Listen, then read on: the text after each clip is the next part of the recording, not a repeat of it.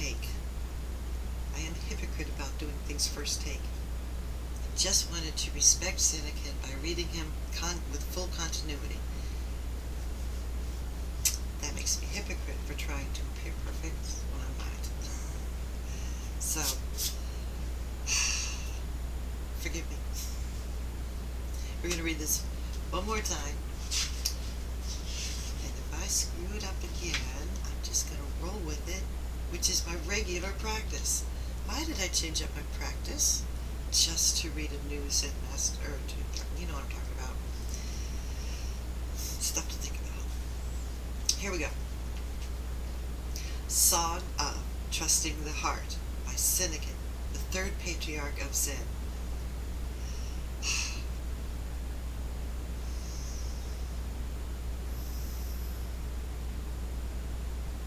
Without takes. The ultimate way is without difficulty. It is only adverse to discrimination. Just do not hate or love, and it will be thoroughly clear. A hair's breadth miss is the distance between sky and earth. If you want to have it appear before you, don't keep conforming and opposing. Opposition and conformity struggling becomes a sickness in the mind. If you don't know the hidden truth, you work in vain at quieting thought. It is complete as space itself, without lack or excess. It is indeed because of grasping and rejecting that you are therefore not thus.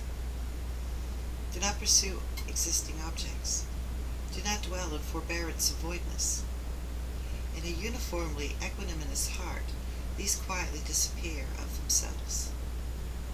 Stop movement and return to stillness, and stopping makes even more movement. As long as you remain in dual extremes, how can you know they are of one kind? If you don't know they are of one kind, you will lose efficacy in both realms. Trying to get rid of existence is obscuring being. Trying to follow emptiness is turning away from emptiness. Much talk, much cognition, estrange you from it even more.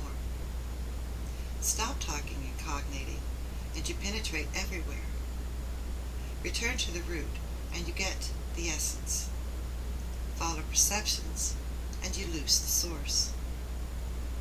The instant you turn awareness around, you transcend the emptiness before the eon. Changes in the emptiness before us all come from arbitrary views. It is not necessary to seek reality. All that is needed is ending the views. Dualistic views do not abide. Be careful not to pursue them. As soon as there is affirmation and denial, you lose your mind in confusion. Two exist because of one. Do not even keep the one. When the mind is unborn, myriad things have no fault. No fault, no things, unborn, unminding. When the subject disappears from objects, objects submerge along with the subject. Objects are objects because of the subject. The subject is the subject because of objects. If you want to know them both, they are basically one void. One voidness, the same in both, equally contains myriad images. If you do not see fine and coarse, how could there be preference? The great way is broad, without ease or difficulty. Small views and foxy doubts show up the more you hurry. If you cling to it, you lose measure, and will inevitably enter a false path. Let it be as it naturally is. Its substance neither goes nor stays. Let your nature merge with the way, and you will roam free of vexation. Tying down thoughts goes against the real. Oblivion is not good. It is not good to belabor the spirit. Why estrange the familiar? If you want to gain the way of oneness, don't be adverse to the six sense fields. The six sense fields are not bad. After all, they're just the same as true awakening. The wise do not contrive. Fools bind themselves. Things are not different in themselves. You arbitrarily get attached yourself. If you take the mind to use the mind, this is not a big mistake. When deluded, you create peace and chaos. When enlightened, there is no good or bad. All dualistic extremes come from subjective considerations. Dreams, illusions, flowers in the air, why bother to grasp them? Gain, loss, right, wrong, let them go at once. If the eyes do not sleep, dreams disappear of themselves. If the mind does not differ, all things are one suchness. One suchness embodies the mystery, utterly still and unconditioned. To see all things equally is to return again to the natural state. Without any reason, therefore, you cannot judge or compare. Stopping is movement without motion. Movement is still without stopping. Since both are not established, how could it be such? How could one be such? When you find out the ultimate consummation, you do not keep rules and models. When the mind in harmony is equanimous, all doings come to rest.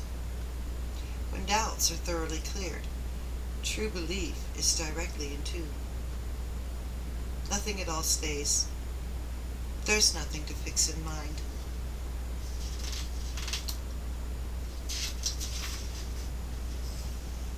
When open and clear, spontaneously aware, you aren't wasting mental effort. The realm that is not an object of thought cannot be assessed by conscious feelings. The reality realm of true thusness has no other or self. If you want to tune in right away, just speak of non-duality. Non-duality is all the same. There's nothing it doesn't contain. The wise ones of the 10 directions all enter this source. The source is neither expansive nor contracted. One instance is 10,000 years. There is nowhere that is not. The 10 directions are right before the eyes. The small is the same as the large. You forget all about the bounds of objects. The large is the same as the small. You do not see beyond it. Being is none other than non-being. Non-being is none other than being. Anything that is not like this definitely should not be kept. One is all are one.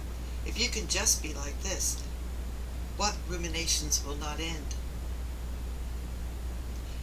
The true mind is non-dual. Non-duality makes the mind true. There is no more way to talk of it. It is not past or future or present. That concludes the full book of Instant Zen.